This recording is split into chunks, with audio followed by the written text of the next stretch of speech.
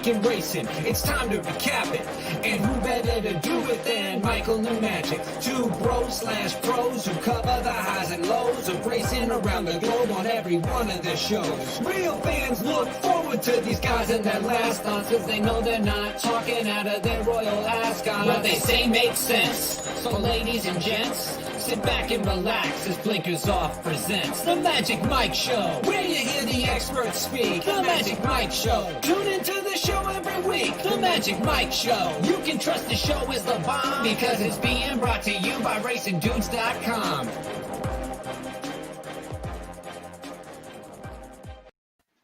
What's up, everybody? I'm Magic. There is no Mike today. This is the Magic Mike Show live. Mr. Samich is off playing golf and at least smacking a ball into the woods a lot in upstate New York. So I've got a special guest with me today on the Magic Mike Show. His name is Sean Alvarez. Sean, how are you doing today, buddy?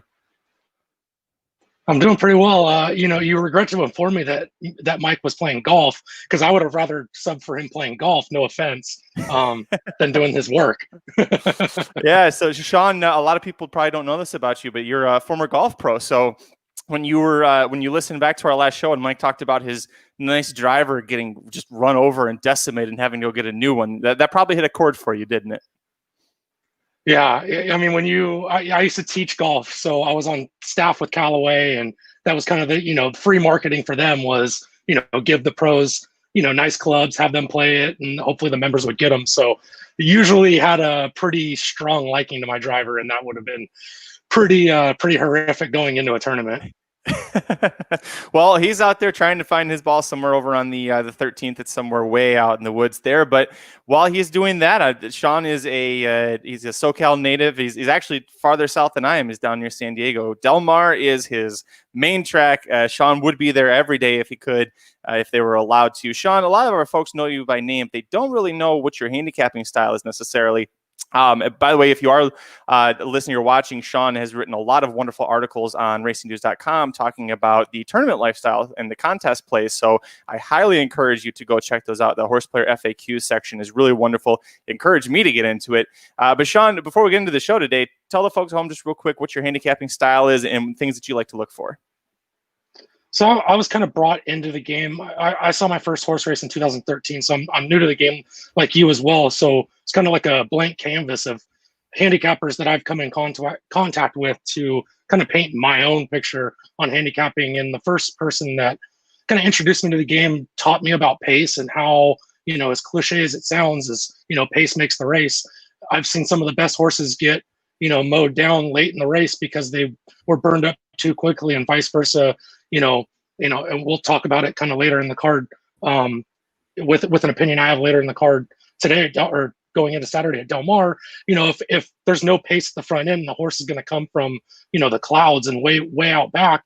A lot can happen in between that. And so those are kind of horses to play against. So I kind of started with pace, but really I've just been kind of the sponge, the fly on the wall, like you had alluded to with being in contests, going to the NHC, going to contests at Del Mar, and just different ones you come in contact with, not only, handicappers that you hold in very high regard, but that have a lot of different handicapping styles. So, one style is not necessarily better than the other, but when you can incorporate kind of different things and different thought processes that you've gotten from other people that you respect, it can go a long way. And that has kind of been where I've kind of developed into, I start with pace, but kind of all the work comes into charting races and kind of creating my own notes for the races, rather than depending on the trip notes, in 2 or 3 words that everybody's seen. Sean is a guy that there are very few people who I really go to for opinions. I've done this long enough, and Sean, you probably feel this way too, where you feel comfortable with your own handicapping styles, but you still have your people that you'll kind of lean on, or if you're not sure what to do, something. I know we both like to reach out to Frank Scatoni and see what Frank thinks about a horse if we have some questions about it. But Sean is one of the ones for me, especially with Del Mar. Del Mar is, I think, more than most tracks, Sean, you could say, is definitely a horse for course angle is a real thing at Del Mar. And so I was so excited when Mike said, well, I wasn't excited that Mike was leaving, but when Mike said I need a backup and I knew I was going to do Del Mar, I'm like, I've got to go to Sean because Sean knows this track probably better than I do, and the connections and everything. So I'm excited about it. What's one angle at Del Mar specifically that you like to look for? Is it a pace? Do you usually try and find someone who might go gate to wire? What's your favorite Del Mar angle? It's not necessarily a specific angle, but I wouldn't say judge, but I really kind of look for the human connections at Del Mar. There's a lot of trainers that really point towards Del Mar, and the same can be said for, Saratoga, but generally it's the big names that go towards Saratoga, and you still get that with, Baffert just kind of runs his horses whenever they're ready. If they're ready, they're racing.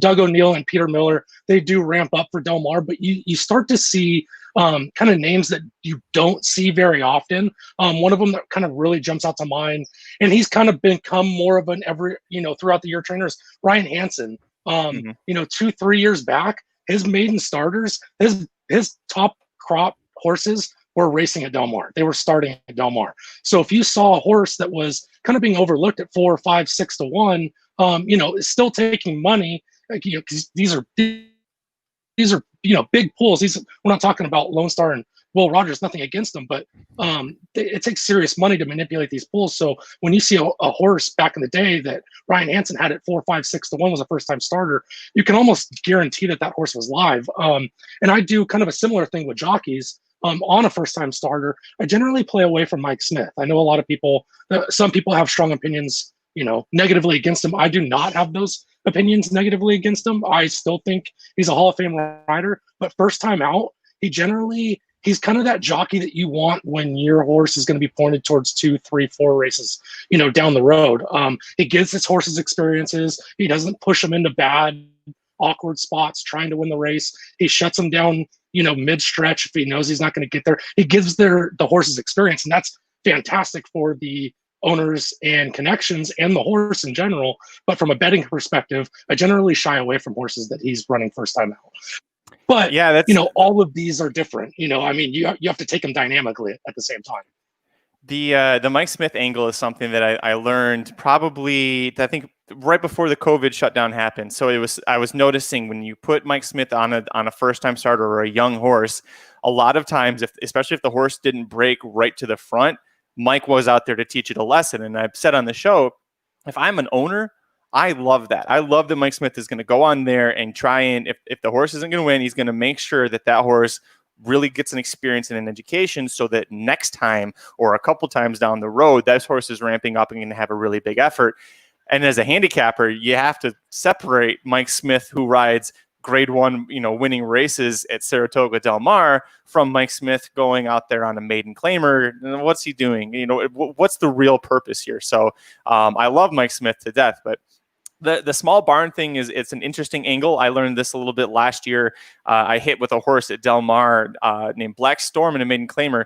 Lloyd Wicker had 3 starts at Del Mar, very small barn. All 3 of them were second place finishes. And Alonzo Quinones was over, I think, 27 or something back when he used to ride out here. And I picked them together in a horse on top because I just said, well, they keep running second on all their horses and all the mounts that Quinones had.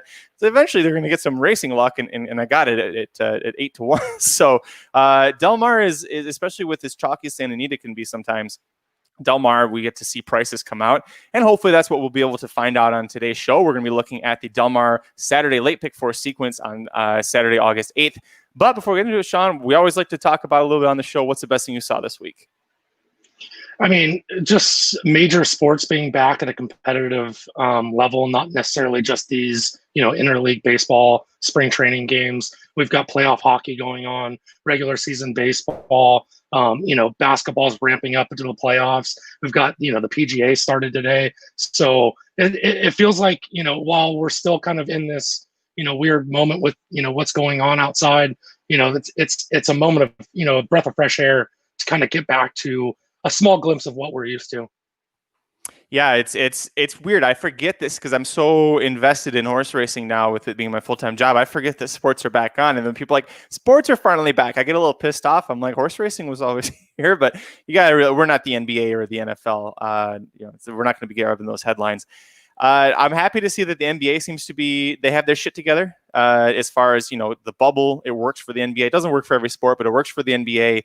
The players are listening and mostly following protocol when they're not going to Atlanta for their favorite chicken wings. But baseball, man, I feel like half the teams are screwing around and not going to be able to get things taken care of, especially the Miami Marlins. If you had to play the Miami Marlins in the first month, I think as stupid as they've been, just from top to bottom in that organization, instead of postponing it, just give your team a win. The Marlins get a loss. First of all, the Marlins aren't going to the World Series anyway. Nobody was going to, realistically think that. You're probably going to beat them. Just get a W and move on because you did things the right way. You should reward people for following the rules, right? Well, the other thing with these games being postponed is, you have a condensed 60-game schedule, with a specific time frame. When are you going to play these games? Because if you play multiple doubleheaders, it was great in high school and travel ball when, you were 14, 15 years old and a rubber arm. But, these bullpens can't handle multiple doubleheaders in a row, especially when these games mean something. So the longer this goes on, the less likely. I just don't understand what they're going to do to continue moving forward if some of these teams continue to test positive. I mean, you might just see them, honestly, I've joked about it, you might just see them, the MLB just say, you're done. We're going to shut you down for a while, or, you're 30 games out of the playoff race. Let's just call it quits. The best thing that I saw actually is going to be related to baseball. I have a cousin who's a couple years younger than I am, and he works for the New York Yankees in their scouting department. He handles all the statistical analysis. He's a big numbers geek, and he and his wife just had their first baby just under 2 months ago, and they've realized that when baseball is on TV, her full attention is right there on the screen. They go to commercial, she could care less. She starts crying and whining. The minute those New York Yankees pop back up on the TV, she's just rapt attention, and they figured it out so quickly. My cousin already has all of the games saved on DVR that whenever she starts getting fussy, they just pull up an old game. And because, it's the Yankees, they're probably winning most of their games anyway. It's a good time for him to sit and watch the team win. And she just sits there enraptured by the game. So, Mrs. Magic and I don't have any little ones yet, but I'm like, I need to remember that. This is going to be a hockey household. So I'll probably see if the 2 Red Wings games a year that air out here in California, I'm going to save them on the DVR and just run them on repeat. Well, I think a key thing that your cousin needs to do is get some games on the iPad for when they go out to dinner and go on flights. I think that's even more important for their sanity. Yeah, thinking big picture once they start traveling. That's a great point. But I don't know. I just thought that was interesting. You and I are at that age where you're a couple years older than I am, but we're at that age where our friends are having kids, and you're learning about all these little eccentricities that you probably didn't really think about when you were a kid because you're probably too young. But just an interesting little quirk. So I'll have to keep that one in mind. But enough baby talk, enough other sports talk, Sean. This is a horse racing show after all. Like I said, on today's show, we're looking at the late pick 4 sequence at Del Mar on Saturday. If you're watching live on Periscope, Twitter, YouTube, Facebook, I'm sorry, my camera once in a while just flips out like it just did right there. So apologies for that. We're going to try and work through it. Let's get into it, Sean. Riders up. All right, kicking off the action at Del Mar for their late pick 4 sequence on Saturday, August 8th, which is also Mama Magic's 60th birthday. You got a field of 8 maiden Calbred juvenile boys in race 8, going 5.5 furlongs on the main track. Favoritism is on the number 7, Taco Flavored Kisses at 5-2. If you're a South Park fan, you'll like that horse. It's interesting because there's 8 runners, Sean. 7 of them are debuting for the first time, and the favorite is the one who's actually got experience and doesn't have a great form. I went pretty deep here because I've got a single pretty later. Where are you going on top?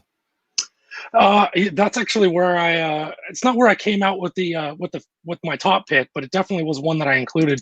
I landed, as much as we were talking about not using Mike Smith first time starters, my top pick is the 3 Lino's Back in Town, out of the Jeff Bondy barn. So this is kind of where I revert back. You have the bullet drills, specifically the bullet drill from the gate. The horse coming out of Uncle Mo should show gate speed and be quick enough. And Magic, you alluded to this. Mike Smith, I'm not saying that Mike Smith can't win first time out maiden races, but when Mike Smith breaks a little bit slow, isn't necessarily there, he doesn't rush him up into contention. I believe that this horse is going to break on top, if not on top, be up in there, in the mix early. And I just think that, having Mike Smith up there, the horse should be able to get, 5.5 shouldn't be a problem at all. I just felt like this horse could get the distance. Where'd you land on the top pick? Yeah, definitely this one. And a big part of it is because it's not an Uncle Mo Cole, it's Uncle Mo grandson, but that win early pedigree, the speed the Uncle Mo horses tend to really show, definitely made that my top pick. I ended up going 6 deep here. So I'd rather, because I know you're a little bit shorter in your ticket. You and I agree. All 4 of your horses are ones that I'm using. So we both like the 3 Linos back in town. Let's talk about the favorite, the 7 taco flavored kisses. Adds blinkers for Simon Callahan, who's 25% with maidens making their second start. So there's a huge improvement to be expected. Somebody liked something with this horse. The word was out that he was probably going to be pretty good and just broke very slowly. But Umberto Rispoli kept him to task. He ends up finishing 4th. It's a well-beaten 4th, but was passing horses and didn't quit. And that's over this local surface as well, which is a big plus with these horses. And you don't see distorted humor horses in California very often. So it's one of those angles where there's a weird little, I don't know if you call it a loophole in California breeding rules, but as long as you breed that dam back to a California horse the next season, that foal counts California. So you got that distorted humor, bloodline in here in California. I think is going to be a big difference. What did you think about Taco Flavor Kisses? Why is he on your ticket?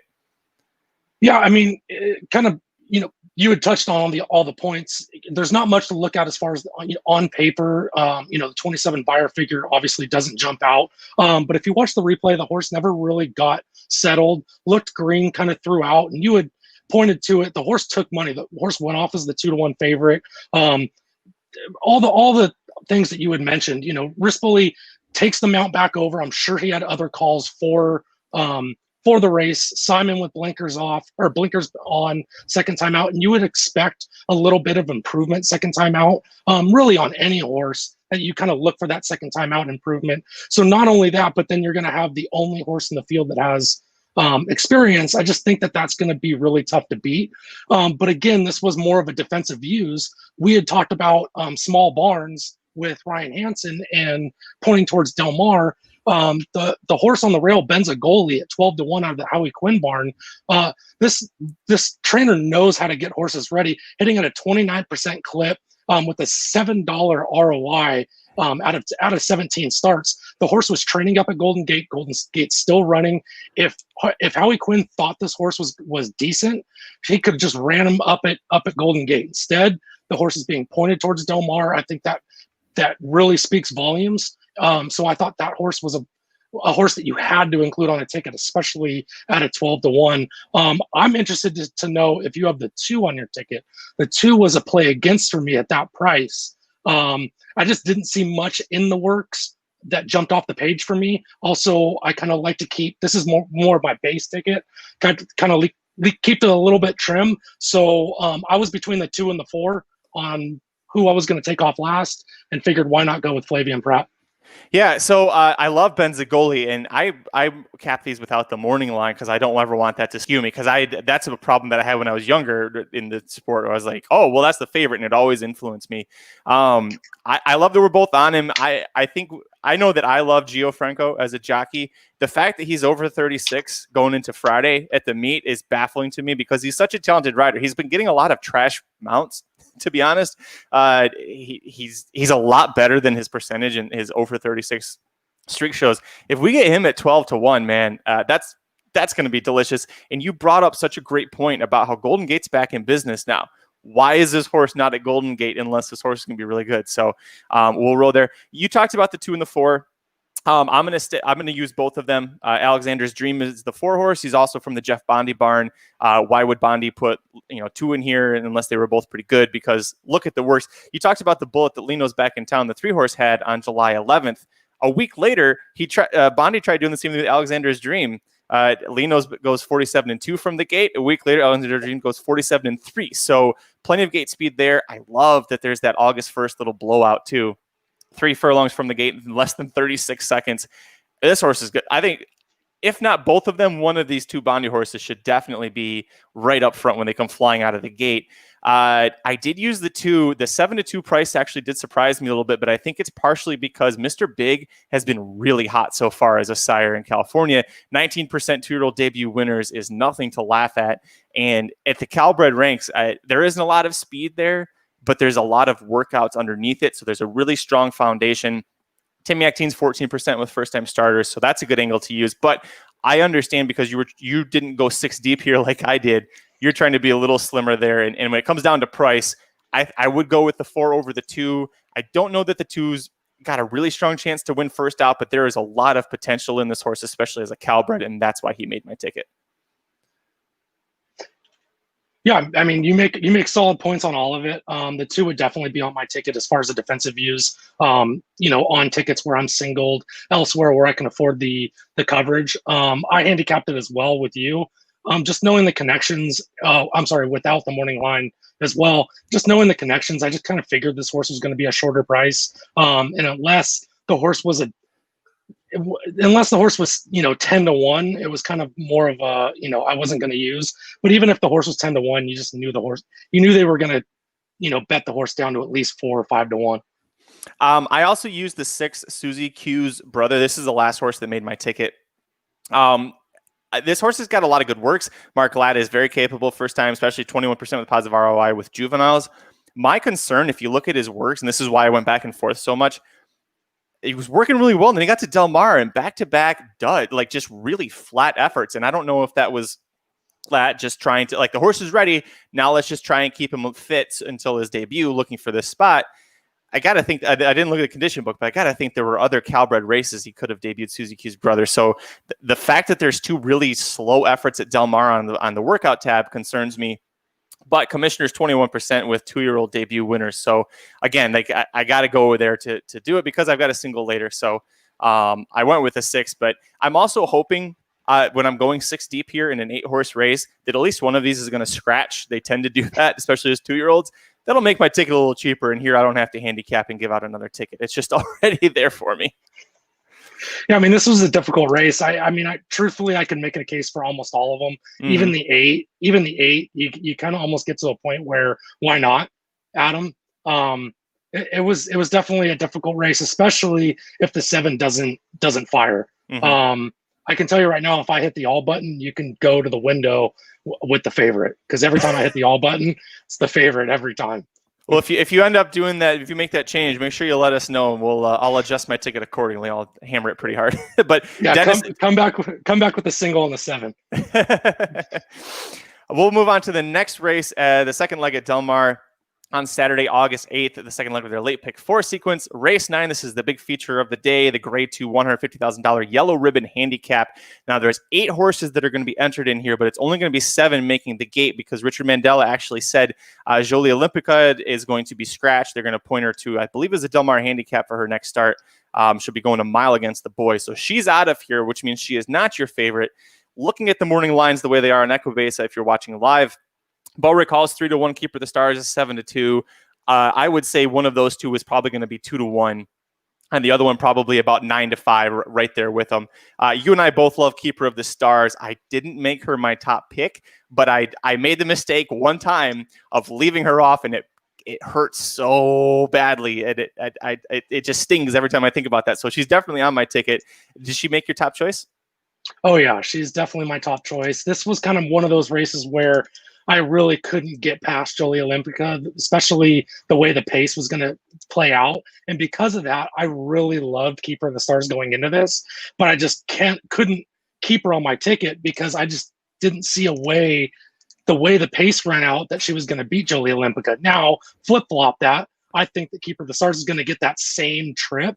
So I just don't see, I really, really like this horse. I did go 2 deep. This was my top choice. Really like the horse in this situation. I'm gonna single her on a smaller ticket, but I also like Bodachita. Sure. We know we don't know how to pronounce things on this show. It's fine. Just make it up.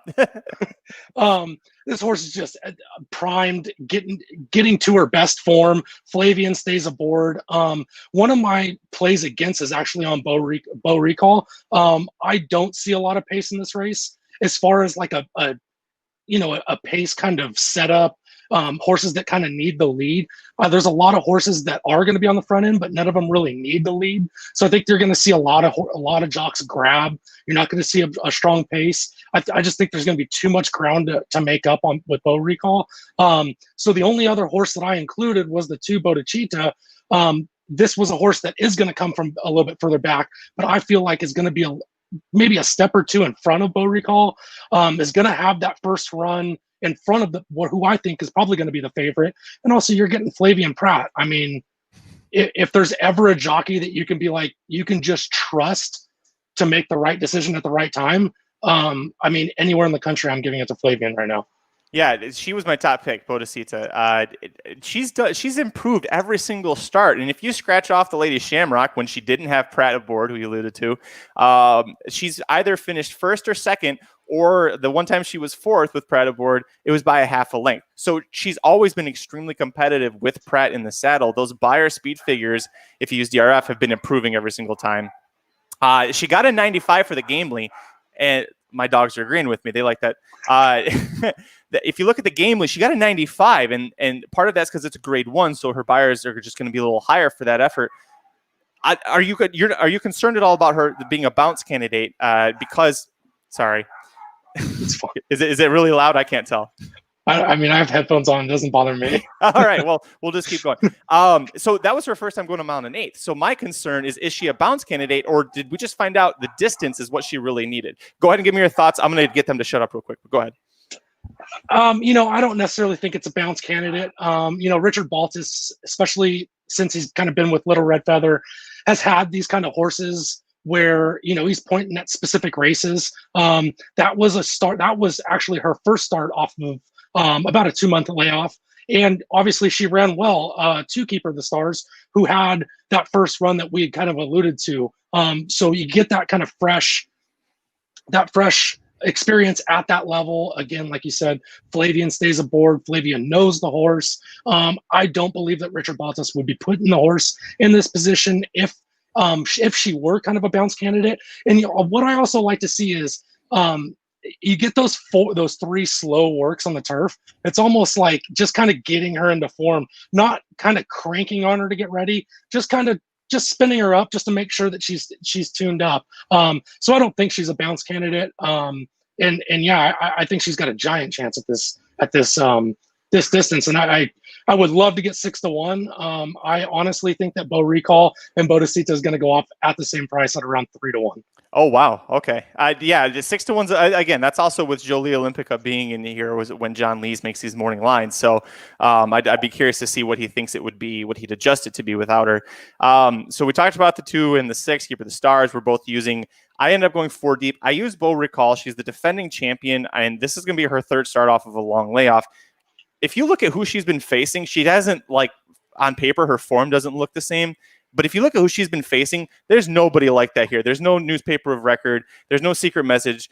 No Uni, who she beat last time out. And like I said, the fact that she's a defending champion of this race, I remember this being there live when she nailed Storm. I still think Storm the Hill won that race, but she just seems to be getting into form. And Sir Prancelot, her sire, who's also Lady Prancelot's sire, he just does really well with California turf, especially turf mares. I understand why you'd want to play against her. 3-1. I would be surprised if she goes off at 3-1. I'm also terrible at guessing that, so you could very well be right that she'll stay around 3-1. The 4th horse I used, and I also know, here's a tease for Blinkers Off later in the day if you end up watching or listening to that. The number 1 Summering, that's going to be Jared's top pick in this race. I think she's really sneaky in here. If you were trying to play against a favorite and you're looking for a price, Summering, if we can get anything close to 12-1, is going to be really delicious. We talked before at the top of the show, Sean, about how Del Mar is kind of a horse for course angle.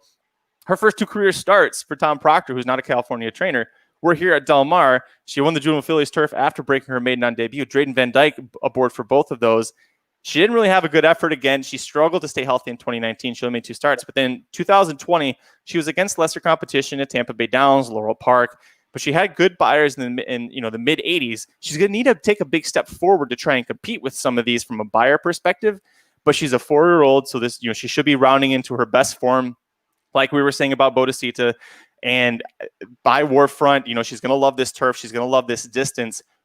And Tom Proctor, I can't imagine, would send her all the way across the country to come here for this race if he didn't think that she had a really strong shot. She could stay and go against Laurel horses, against Ellis Park horses, against Gulfstream Park horses. he's showing a lot of faith sending her back to her, what it looks like her favorite track here. I know you didn't use her, but what do you think about Summering's chances here? I mean, I think her chances got significantly bumped up with the scratch of Julia Olympica. This could be your pace setter. I mean, what's Jordan going to do from the rail going out of the chute? I mean, he's got one option to go to the front, settle, and then try to figure it out from there. To me, I think that's her. I mean, who am I to say that that's her only chance? But I think leading this gate to wire is her best chance to win this race. I just don't see where she gets out in front and kind of makes that maximum security type move where you kind of check out and go around. I just don't think she's good enough to do that. So, this could be the horse that puts them all to sleep. And, with Del Mar not racing between Monday to Thursday, in the heat that we've been getting out here, we could kind of go back to the speed favoring turf course that we saw, 2 weeks back and 4 weeks back. Last week was playing a little bit more fair. But I'll see your one long shot. And while I didn't use the horse, I also like the 3 tonic. I only liked horses that I can't pronounce. Tonahutu, I like it. 15-1. It's nothing against Victor. I like him as a person, but I really am not a fan of the way Victor rides. My one concern is he always goes wide. He's allergic to the rail. But this is one of those chances where he can get that wide trip. He's got that kind of similar racing style that Keeper of the Stars has, where you're going to get that stalking kind of forward mid-pack trip, and he has no chance of staying to the rail. So he's going to get that 3 wide trip. He's not going to have to go 8 wide. And I actually had a big note on this one in the last race. The horse looked to almost get lost when she struck the lead. Like she didn't really understand what was happening in the last race. Just my personal thoughts. But that's why I chart. I write my personal opinions, and if they work out, they work out. But so I would like to see the horse being able to have somebody to chase. And in this situation, you kind of have that with the 3 chasing, who I think is going to be the 1 Summering. So it looks like we have a little bit of a head-to-head, friendly head-to-head wager. Yeah. Well, yeah. And to further your point, this is another. Sir Prancelot has 3 of the 7 horses that are going to run in here. So this is another Sir Prancelot, likes California speed turf. She's carrying 117 pounds. She's getting a pretty big weight break because this is actually a legitimate handicap. There's very few of them left. Del Mar's got a lot of handicaps, so they're giving this horse a big break, 117 pounds. Doug O'Neill claimed her for $32,000, throws her back in for non-winners of 262 level. She almost wins that, and then he goes from there to a grade 2. Like, Doug O'Neill's not stupid. Doug O'Neill hasn't won 5 or 6 training titles at Del Mar because he puts his horses in the wrong spots to win. He knows what he's doing. I would give this horse a big bump if it wasn't for who's riding her, because I'm with you. Not the biggest fan of how he rides. Victor's a great person. I've met him, talked to him a bunch of times. Just not someone who's my favorite rider in Southern California, but he also, won a Triple Crown. So how bad could he really be? Grand Slam. Yeah, that's true. He got the Grand Slam. Thank you for yeah. But anyway, so that's where we stand with that race. We'll move on to the 3rd leg of the late pick 4 sequence at Del Mar on Saturday, August 8th. Race 10 on the card. This is a field of 9 maiden juvenile boys. They're going 6 furlongs on the main track. Favoritism is going to be on the number 9 Spielberg at 5-2. If you don't know this horse's name, you really need to know this horse's name. This is my single. If I can get half of 5-2, I'm going to hammer him. This is $1 million son of Pioneer of the Nile. He's from Bob Baffert, who 31% with his debuting runners when they're juveniles. He said on an NTRA phone call earlier this week, he was talking about Uncle Chuck and the Traverse, and somebody asked him about Spielberg. And he said, well, he's Bob Baffert, so he's not going to tell you we're for sure winning this or doing this. But he said the goal is from here to go off, have 1 prep, and then this is his breeder. This could very well be his Breeders' Cup juvenile horse. We're saying this in early August. This horse hasn't even run yet, and that's what he thinks about this horse. He's been working off the page. People are raving about how he looks in the morning. I'm absolutely happy to single him here. So he's probably going to lose, which is why it's smart that you went 3 deep here. Talk about the other 2 horses you're using.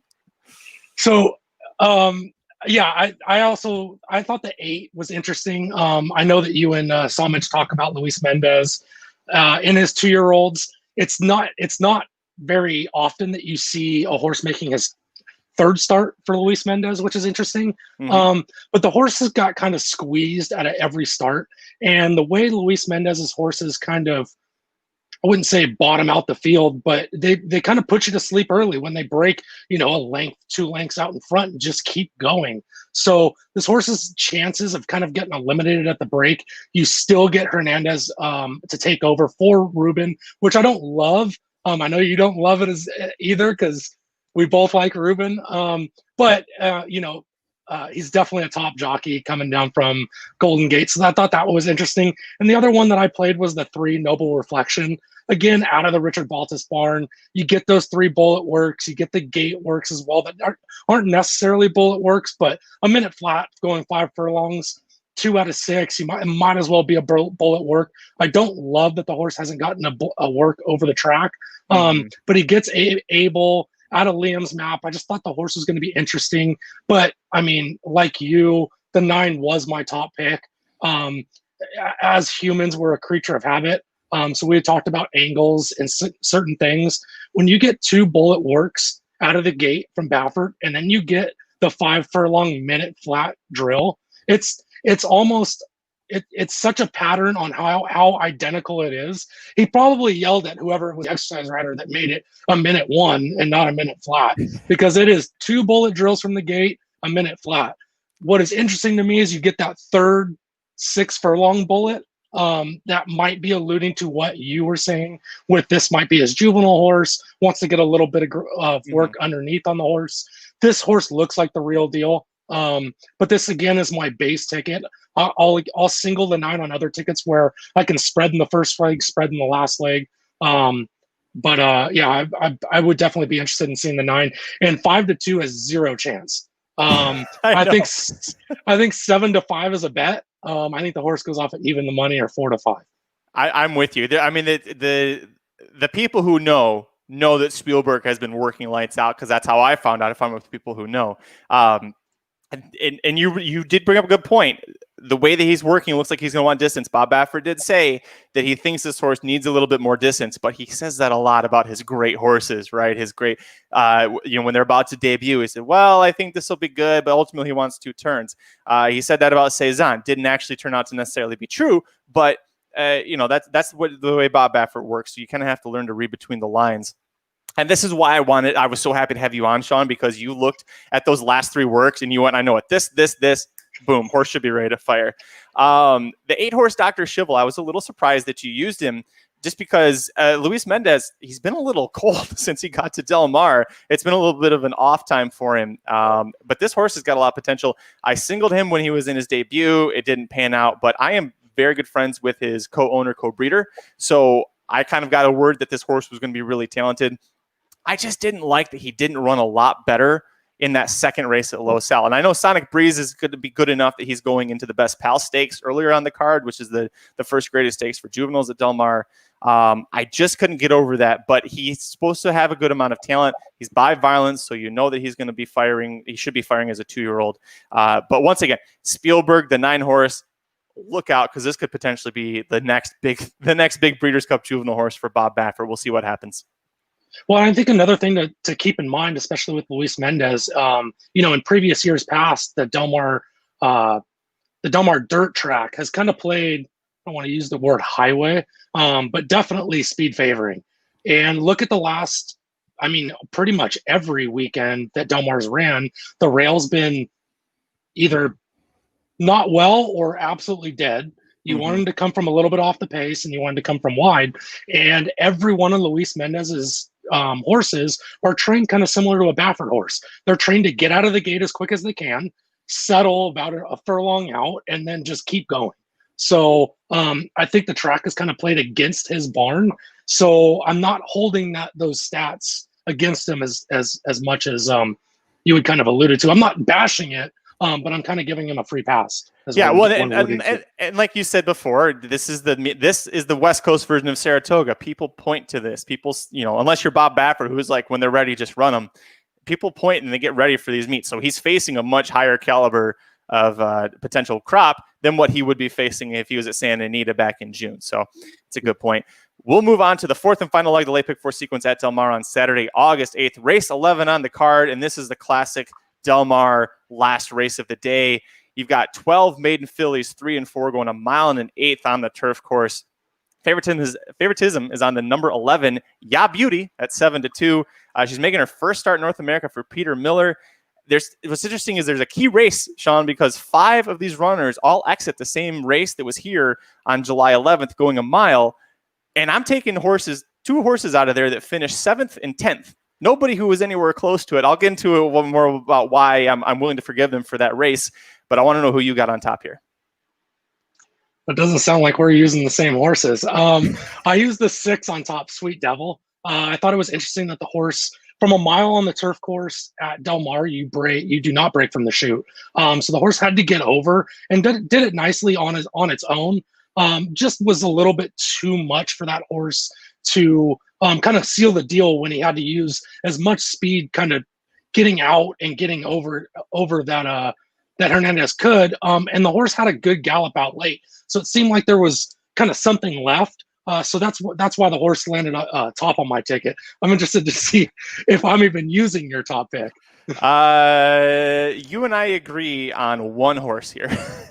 You're 4 deep, I'm 5 deep, and we agree on one. So Sweet Devil, that race that you're talking about, that's the key race that I alluded to at the start, where you've got 5 runners coming out of here. And here's why anybody who was in the top flight of horses I'm completely throwing out, and that includes Sweet Devil. If you look at the internal fractions of this race, they went, pretty much 23 flat, but then 48 flat, 113 flat. They got 25-second quarters along that way. The horses that were 1st through 4th at the half-mile marker were 1st through 4th in a different order as they crossed the finish line. Nobody could close. It was extremely speed favoring in the sense that it was so damn slow up front. Nobody was moving. I'm hoping that there's going to be a little bit more pace and that it's not going to be so speed favoring. If Del Mar turf ends up being speed favoring, like you hinted it might be, I'm going to be in trouble in this race because I didn't use anybody up front. So the horse that I actually put on top here, you did not use. It's going to be the 5-horse Noble Hearted. Umberto Rispoli is a very, very talented turf rider, right? We all know that. He had his share of mounts that he could have chosen from, including the 10 Nurse Goodbody, who is another horse that I'm using. This is the one horse that you and I agree on. He jumps off of this horse, jumps off of an Eric Kruljack horse, which I talk about all the time, Rispoli and Kruljack together, but it's an automatic play for me every single time, to jump on the 5 that he's never ridden in a race before. Why is he doing that unless he thinks this horse can be really good? Look how he does with the Peter Urton barn, too. 45% from 11 miles. They're 4 for 11 together. That's pretty damn good. Peter Urton is 23% with a really nice ROI of horses coming off of a long layoff. So the fact that Noble Hearted hasn't run since February doesn't worry me at all. She had the best effort from her 3 starts, going a mile and an eighth. So with projected improvement as a 3-year-old, this is mostly a field of 3-year-old fillies. So I'm not worried about anyone older having too much of a shot. So I put her on top. I know you didn't use her, but you did use the 10 Nurse Goodbody, so we at least agree on that one. Yeah, one that you didn't mention that I used that I thought kind of had a big chance. The only issue is we're kind of getting back to that same jockey, was the 3 Bristol Bayou. Oh, did you say you had the 3 Bristol Bayou? I'm sorry. No, we okay. Have you and I have the 10 together. That's the only one. Yeah. This is why I like to watch replays. It doesn't really allude to it. It says lacked room and bumped rival at the 3/8 pole. This horse was making a really nice middle move and looked like the horse was gonna mow the winners down, and kind of got bumped, but it was more of a bump. He had to check out of it and stop the momentum, and actually geared up and ran big later than that. And you don't really see, especially 3-year-olds, do that. So I thought that was kind of a big note on the horse. The only issue is I would have liked to have seen Drayden stay on and not Victor. But maybe we'll get a 5-wide trip, and the horse will just be much the best. I was actually playing against the 11 Yeah Beauty, the favorite. First time North America is not necessarily Peter Miller's forte. I just think it's going to have too much to do coming from that 11 post. I do like that Flavian came here, but you only have the 2 works there. I know we don't have private clockers out at San Luis Rey, but we still should see works on the work tab. Neither one of the works jump off the page to me. I could totally see somebody using the horse, but it wouldn't even be my next choice. I would probably use the 12 surround with Able, just a little bit more upside with 12-1 if I was going to go a little bit deeper. I just tried to close out the ticket with 3, 6, 9, and 10. Yeah, Beauty was that's a defensive use for me, and I almost actually chucked her when I saw that she was going to be the favorite. This is a connections play for me. I think that obviously Pratt's amazing, Peter Miller's great. Gary Barber is such a sharp owner. He doesn't buy horses unless he thinks they're going to be really good. And so if I see Gary Barber is running a horse anywhere, I'll give it a little bit of a bump because I think he's so talented with that. But you're right. I mean, the fact that we got 2 works at Del Mar, neither one of them jump off the screen. She's going to get first-time LASIK, so there could be some improvement there. But defensive use at best for me, just because if I'm alive to, if I get a price, if Summering wins at 12-1, and I get through Spielberg, and then I'm looking at this race going, man, I'm going to get a nice payout, and it's Flavien Prat on the turf that knocks me out, I'm going to be livid. So have to use there. I did use the 12 surround who you talked about. She also comes from that infamous race where 5 of them are coming out of. She closed a little bit. She got pinched way back, and it's not where she necessarily wanted to be at the start. Able Sadia was patient with her, got her moving. She didn't have any late jump, but it's because it took them 50 seconds to go half a mile. Everybody had plenty of energy up front. She wasn't going to make ground. Second time North America, so hopefully she'll be a little bit more improved. But the fact that she didn't quit in her first North American start, didn't seem to be bothered by having 10 horses running around her, was pretty intriguing to me. Let's see. I'm trying to see if there's anyone I didn't talk about. There is the 8 Viazar, and this is as much about the fact that Mike Smith is riding the finale as anything else. It's one of my favorite angles at Del Mar is figure out who's the old veteran jockey who really doesn't have to be there unless the horse has got a shot. And that's why I'm going with Mike Smith. This is Patty Gallagher. Patty Gallagher is very talented with turf horses. Doesn't necessarily have the percentage, but is known as a very talented horseman for getting his horses ready to do their best. And Patty Gallagher is only 11%, but he's 24% when Mike Smith jumps aboard. So Mike Smith is only getting on a Patty Gallagher horse once it's ready to go. And you can see he didn't ride the first time. That was Drayton. Didn't ride the second time. That was Jose Valdivia. So the third start here, now we're going to keep getting more distance. We'll see what can happen. She is a 4-year-old in a field of 3-year-olds. I think that's going to help her just a tiny bit as well. She is making the jump up. She was running maiden claiming races before. She's jumped to maiden special weight. But Mike Smith being aboard here for Patty Gallagher kind of sealed the deal for me. Yeah, I mean, that's definitely an interesting horse. I mean, the first time out, 25-1, next time out, 53-1. Now you get Mike Smith and jumped up to maiden special weight. So and 12-1. The odds went down. It's almost the more question marks you get, it turns into a play. So I could definitely see all the things pointing to this horse is ready to go. And if this horse opens up about 4-1 and I'm alive, I will definitely be hedging with the win bet on the 8. One horse I want to talk about real quick, and just because you and I had a conversation about it earlier today, the 2 horse Lemon Drop Teeny. Last Sunday, I didn't give out my picks on Twitter because I didn't handicap it. I waited till today to actually go back and watch replays after handicapping it, and of course, then I would have hit the late pick 5, and it paid very nicely. Part of it was because there was a Matthew 2 horse in the finale breaking from post 2 out of the turf chute with Tiago Pereira aboard that blew up the payouts there. And you didn't use it that time, and you're not using that same horse. It's not the same horse, but everything else is literally the same. So you're playing with fire here, Sean. I'm just warning you. Well, I'm pretty sure the only reason you would have hit the pick 5 is because you were going to single Awesome Drive in the 9th. So I was too deep. I was too deep there. I singled the Baffert earlier, but by the way, she looked. I still don't get how she got there. If you guys know, Awesome Drive is a horse that Sean used to have a small part of and got claimed away, but then she won at Del Mar on Sunday for Doug O'Neill and looked phenomenal. I mean, she very much outran her odds and her class level with the heart that she showed. It was pretty impressive. Yeah, I think the other horse that you had was the favorite, the 8, because it was probably the horse that everybody had.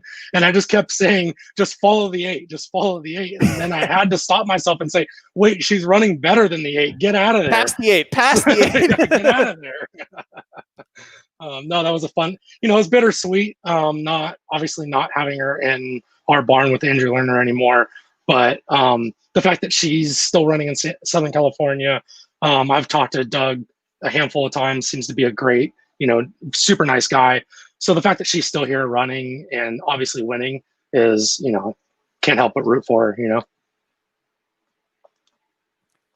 All right, that's going to end the Del Mar preview with Sean and I. Thank you so much for joining us. We'll go ahead and give out our tickets one last time. And if you're watching either live or the replay, thanks for joining us. If you look straight down at the bottom, I've got the tickets written out for you. So just so that in case you missed something or you want to make sure that you got it written down.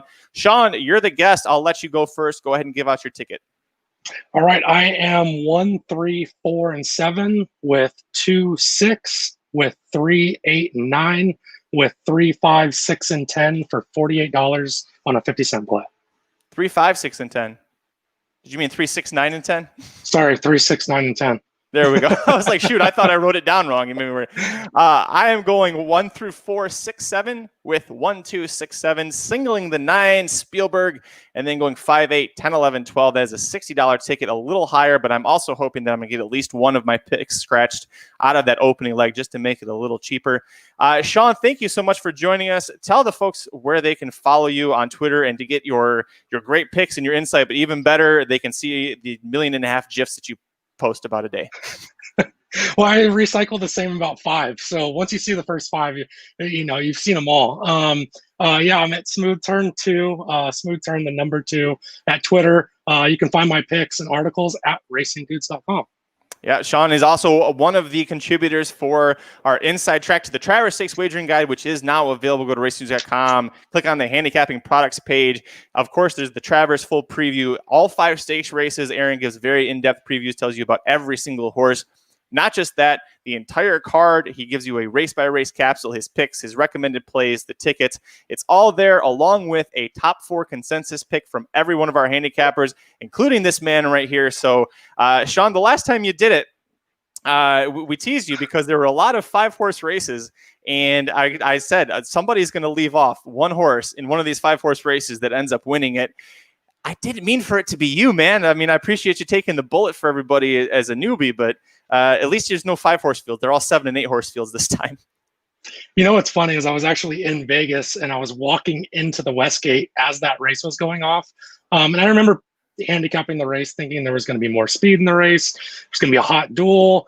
How could No Parole even possibly hit the board if there's a speed duel? And as I'm walking in, because this was during the COVID thing, obviously that we're still in, they take your temperature, get you all set up. And I'm walking in trying to find a spot, and I looked up and I said, "Is that No Parole winning? That's not good." Yeah, I had the text all ready for you. I think the 5th place horse hadn't even finished yet, and I was already like, "Sorry, Sean, golf rules. You didn't make it past the ladies' tee." It was as No Parole was hitting the finish line, I felt my phone vibrating in my pocket. Well, Sean, thank you again. Honestly, sincerely, thank you. You are one of the people who I look up to, especially when it comes to California racing. So I really appreciate you joining us. Good luck this weekend. Thank you, everybody who's been listening, following us, and watching everything that's on YouTube. Even if you're catching this later, you can watch the replay on YouTube, on the Racing Dudes Facebook page, on Twitter, on Periscope. It's all there. We'll see you next time. Until then, this has been another episode of the Magic Mike Show. Enjoy your weekend.